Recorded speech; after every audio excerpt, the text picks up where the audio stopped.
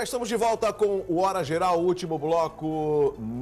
Nesta quinta-feira, estamos conversando com o Luiz Fernando Lobão. Ele é empresário e é o administrador da página Vivendo em Santos. As perguntas estão chegando, Luiz. O Marcos Assunção da Ponta da Praia. O que está acontecendo hoje nas redes sociais? Na divulgação de notícias e até de editoriais de cunho pessoal. É uma consequência da atual fase que vive a nossa imprensa? Não existe mais jornalismo investigativo? Existe muito blogueiro, chapa branca e os editoriais são acanhados. Você concorda com essa opinião? Olha, Douglas, eu acredito que... É do telespectador, né? Eu acredito que ele forçou um pouco a barra, né? Eu acredito que existe muito espaço para jornalismo investigativo. Eu gosto de citar sempre uma pessoa, o Raton, do Diário Carlos Raton. Carlos Raton, um dos maiores jornalistas investigativos da nossa região. Admiro muito o trabalho dele. Algumas vezes a gente tem algumas diferenças de opinião. É natural. É natural. Ele vê com alguns olhos as redes sociais, eu vejo o jornalismo com outros olhos, mas eu reconheço que existe um trabalho extremamente sério, por exemplo, na figura do próprio Raton.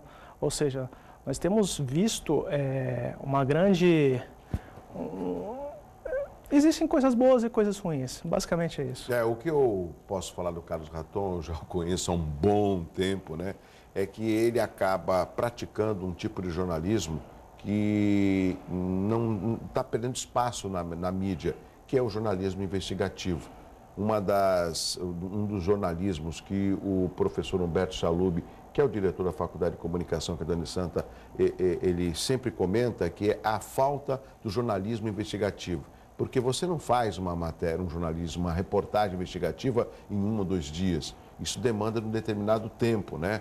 Então, é importância a gente não perder aí esse vínculo com a informação e conhecer a história para ter uma análise diferente quando da leitura ou da exibição da reportagem. O Luiz, o Uriel Vilas Boas também faz a seguinte pergunta: o trem-salão do governo Alckmin vai ser motivo também de manifestação no estado de São Paulo? Como você vê a situação dos empresários que são acusados de darem propina para conseguirem contratos? Olha, para mim eu não tenho tanta dificuldade de responder isso não. Eu quero mandar um abraço para o Uriel e falar o seguinte: bandido tem que estar na cadeia. Se for provado que ele é um bandido, que essas pessoas que envolveram no trem-salão são de fato culpadas, elas têm que pagar. Elas têm que pagar. Não é porque é um PSDB ou PT que isso tem que passar a mão na cabeça. Aliás, uma coisa muito importante, existem pessoas boas e ruins em todos os lugares. Concordo. No caso do PSDB, houve uma frouxidão muito grande no caso do trem-salão. Não surtiu tanta revolta da população, porque infelizmente isso não veio tanto a público. Mas eu acredito sim, se isso for comprovado pela justiça, se isso tiver ampla divulgação, e, por exemplo, o caso de Passadina é um pouco diferente do caso do trem-salão, porque é público e notório. O caso do trem-salão, ele é muito técnico, então a gente tem que sim, se tiver... Mas tem que ser investigado. Tem que ser investigado, Agora, se tiver manifestação, apoiamos. O Luiz, o xará seu acabou de ligar aqui no 3041-6777. Ele faz a seguinte pergunta, Luiz, do José Menino: se por acaso a manifestação surtir efeito, a eleição que reelegeu a Dilma será cancelada?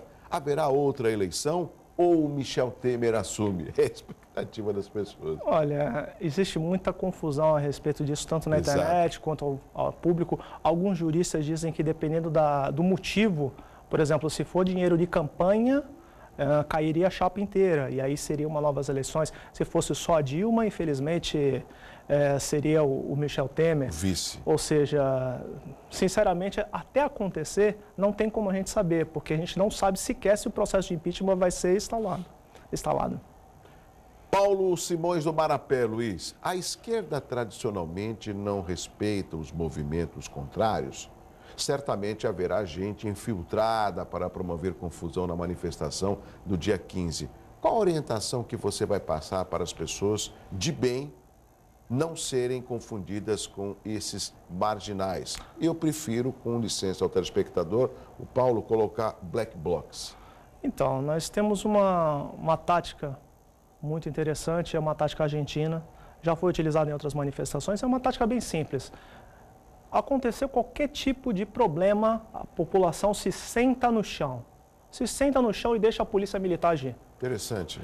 você vai estar se prevenindo de se machucar, você vai estar se prevenindo que outro se machuque, você não vai estar agredindo a pessoa e você vai estar facilitando o trabalho da Polícia Militar.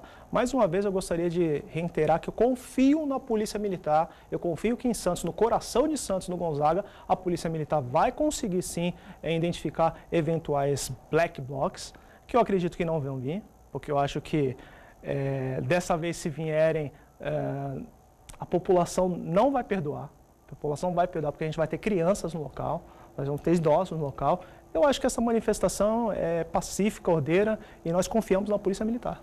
Luiz, o Roberto Lopes do Morro da Nova Sintra, o que você pensa das páginas que atacam e denigrem as pessoas públicas? É difícil falar, Douglas. A primeira parte que eu quero salientar é que existe uma linha muito tênue entre denegrir, atacar e fiscalizar. Eu, por exemplo, eu não concordo com diversas linhas editoriais nas redes sociais em Santos. Pessoas que atacam por atacar, pessoas que, infelizmente, vão disparando que nem uma metralhadora giratória. A Vivendo em Santos, em geral, nós temos uma linha editorial bem clara, nós fiscalizamos duramente, mas de maneira justa, nós sempre tentamos obter o outro lado. Agora, infelizmente, cabe à população decidir. Eu sempre gosto de dizer o seguinte, a questão da audiência. Hoje a Vivendo em Santos tem 1 milhão de acessos mensalmente. Nós não sabemos as outras páginas, nós sabemos que algumas outras páginas têm muito menos. E a população acaba decidindo quem é quem no mercado. Mas, infelizmente, enquanto a internet